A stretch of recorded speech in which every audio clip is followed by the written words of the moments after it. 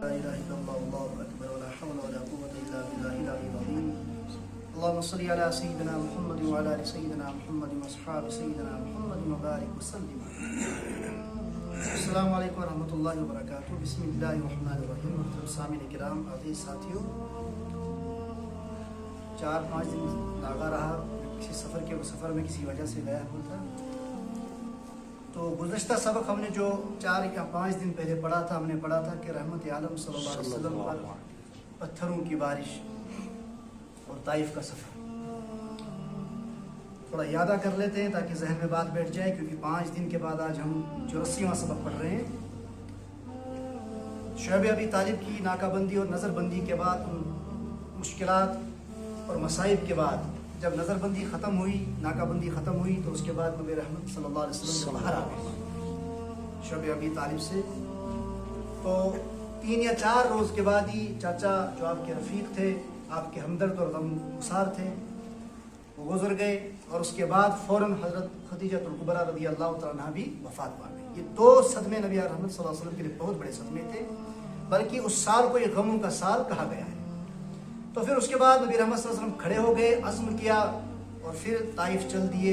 رحمت دو عالم صلی اللہ علیہ وسلم دعوت توحید کے لیے، دین کی دعوت کے لیے. یہ ہم نے سبق پڑھ لیا تھا.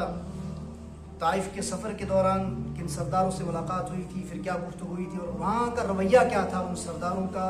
ان سرداروں نے کس طریقے سے اوباش لڑکوں کو آپ کے پیچھے لگا دیا اور آپ کا جسم لہوبہان ہو گیا. بہرحال یہ ہم نے تفصیل سے پڑھا تھا. اور اس کے بعد نبی رحمت صلی اللہ علیہ وسلم طائف سے نکلتے وقت راستے میں جب قیام کیا، کچھ سکوت اختیار کر لیا، تو حضرت جبرائیل علیہ السلام پیش خدمت ہو گئے اور فرشتے سامنے لا کھڑا کر دیے کہ 2 فرشتے ہیں، سب اللہ رب العزت نے دیکھ لیا ہے. اگر آپ حکم کریں گے تو یہ 2 فرشتے ان 2 پہاڑوں کو ملا کر اس طائف کی وادی کو ملیا میٹ کر دیں گے. لیکن رحمت عالم صلی اللہ علیہ وسلم نے فرمایا کہ نہیں، بالکل نہیں، بلکہ آپ کے اخلاق کا اعلیٰ معیار کا یہ ایک ثبوت تھا. اور رحمت عالم صلی اللہ علیہ وسلم نے فرمایا کہ ان کے نسل میں سے انشاءاللہ جو اللہ کی توحید کا پرچم تھامنے والے ہوں گے، وہ ضرور ان کی نسل میں سے ہوں گے. اور اس کے بعد نبی رحمت صلی اللہ علیہ وسلم نے دعا مانگی. دعا کیا بہترین انداز میں آپ نے دعا کی، وہ بھی ہم نے پڑھ لیا تھا. پھر اس کے بعد کس طریقے سے غلام نے اسلام قبول کیا تھا. جو آج کا 84واں سبق ہے، انسان تو نہیں لیکن جنات قرآن کے آگے جھک گئے، یہ آج کے سبق کا عنوان ہے. محترم سامعین کرام، اللہ رب العزت کی طرف سے نبی رحمت صلی اللہ علیہ وسلم کو حضرت جبرائیل علیہ السلام کی پیشی، ان کے سامنے پیش آنا، یہ آپ کے دل کی تسلی کے لیے پیش آ گئے تھے. پھر 2 فرشتوں کا حاضر ہونا، یہ بھی آپ کے دل کی تسلی کے لیے تھا. پھر اس کے بعد آپ کو یہ بشارت دینا کہ دین غالب ہو کر رہے گا، اگر یہ نہیں تو ان کی نسل ضرور اسلام کا پرچم تھام لے گی. یہ بھی ایک پیشن گوئی تھی اور آپ کے دل کی تسلی کی بات تھی. لیکن اللہ رب العزت کو پھر بھی نہ رہا گیا، بلکہ اللہ رب العزت نے پھر تسلی کے لیے ایک اور ترغیب سوچی. طائف کے سفر سے واپسی پر حضرت جبرائیل علیہ السلام کا پہاڑوں کے فرشتوں کو لے کر حاضر ہونا اور آسمانی مدد کی خبر دینا، یہ ایسی بات تھی جس سے طائف میں پیش آنے والے زخموں پر تھوڑا سا مرہم تھا. طائف والوں کے کڑوے جواب پر جو نا امیدی آپ صلی اللہ علیہ وسلم کے دل میں تھی، وہ بادل مایوسی ختم ہو گئی. دل پر چھا کرتے تھے، وہ چھٹ چکے تھے وہ بادل. لیکن اللہ تبارک و تعالیٰ کی طرف سے ابھی تسلی اور اطمینان کے کچھ اور سامان باقی تھے. اس لیے وہاں سے واپسی پر مکہ کے راستے میں تقریباً مکہ سے 90 کلومیٹر دور آپ صلی اللہ علیہ وسلم موجودہ السیل الکبیر کے قریب وادی نخلا میں جس وقت آرام فرما رہے تھے. وادی نخلا میں آپ صلی اللہ علیہ وسلم آرام فرما رہے تھے، بلکہ کچھ دن وہاں قیام بھی فرمایا آپ صلی اللہ علیہ وسلم نے. یہی کا وہ قصہ ہے کہ آپ صلی اللہ علیہ وسلم نماز کے دوران قرآن مقدس تلاوت فرما رہے تھے، تو جس کو سنتے اللہ رب العزت نے فرشتوں کی ایک جماعت، یہ جناتوں کی ایک جماعت آپ صلی اللہ علیہ وسلم کے قریب بھیج دی. جنوں کی ایک جماعت کو ادھر پہنچا دیا اللہ رب العزت نے. انہوں نے توجہ سے قرآن مقدس سنا. ان کی زبان جناب رحمت عالم صلی اللہ علیہ وسلم. قرآن کریم کا ان پر جو اثر ہوا، اس کا آپس میں مذاکرہ کرنے لگے جنات. اللہ تعالیٰ نے اس کا ذکر وحی کے ذریعے 2 جگہ فرمایا، ایک سورہ احقاف میں اور دوسرا سورہ جن میں. حضرت نبی اکرم صلی اللہ علیہ وسلم کو خبر دی. مقدس یہ تھا کہ طائف کے لوگوں کے اس سخت جواب پر، جو آپ کو طائف میں ملا تھا سخت جواب، سخت رویہ جو تھا ان کا، پر آپ غمزدہ دل شکستہ نہ ہو.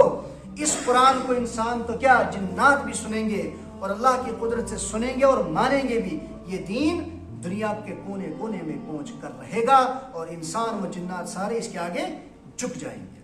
آپ بھی یہ آیاتیں پڑھتے چلیں جن میں جنوں کی اس آمد کا بیان ہے۔ ترجمہ: اے پیغمبر صلی اللہ علیہ وسلم، آپ اس وقت کو یاد کیجئے جب ہم نے جنوں کی ایک جماعت آپ کے سامنے بھیجی، آپ کی طرف پھیرا دی تاکہ وہ قرآن کریم سنیں۔ پھر جس وقت وہ پیغمبر کے پاس پہنچ گئے وہ آپس میں کہنے لگے چپ ہو جاؤ۔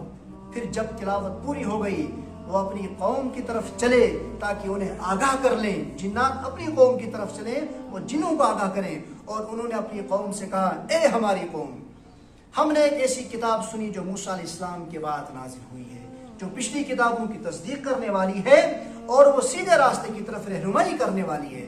اے ہماری قوم، تم اللہ کی طرف دعوت دینے والے کی بات مان لو۔ یہ جن اپنی قوم میں تذکرہ کر رہے ہیں اور قرآن مقدس اللہ تبارک و تعالیٰ نے وہی بھیج دی، اور اس پر ایمان لے آؤ، وہ اللہ تمہارے گناہ معاف کرے گا اور تمہیں دردناک عذاب سے بچا لے گا۔ اور جو اللہ کی طرف دعوت دینے والے کی بات نہیں مانے گا تو وہ زمین میں اللہ تعالیٰ کے قابو سے باہر نہیں ہو سکتا، یعنی کہ اللہ کی گرفت سے وہ بھاگ نہیں سکتا، اور نہیں اللہ تعالیٰ کے سوا کوئی اس کا حمایتی، کوئی مددگار اللہ کے سوا نہیں ہو سکتا اس کا۔ ایسے لوگ تو کھلی ہوئی گمراہی میں ہیں۔ یہ سورۃ الاحقاف میں چند آیتیں کریمہ ہیں، اور سورہ جن میں اللہ تبارک و تعالیٰ کیا فرما رہے ہیں؟ اے پیغمبر صلی اللہ علیہ وسلم، آپ فرما دیجئے کہ میری طرف وحی کی گئی ہے کہ جنوں کی ایک جماعت نے قرآن کو بڑے غور سے سنا تو انہوں نے کہا ہم نے ایک عجیب کلام سنا جو ہدایت کا راستہ دکھاتا ہے، پھر ہم اس پر ایمان لے آئے اور ہم کبھی کسی کو اپنے رب کے ساتھ شریک نہیں کریں گے۔ یہ سورۃ الجن کی آیت کریمہ ہے، یہ آج کا سبق ہے، اور انشاءاللہ جو ہم کل سبق پڑھنے جا رہے ہیں طائف سے مکہ کی واپسی۔ اللہ تبارک و تعالیٰ نے سیرت پر عمل کرنے کی توفیق عطا فرمائے، اور صلی اللہ تعالیٰ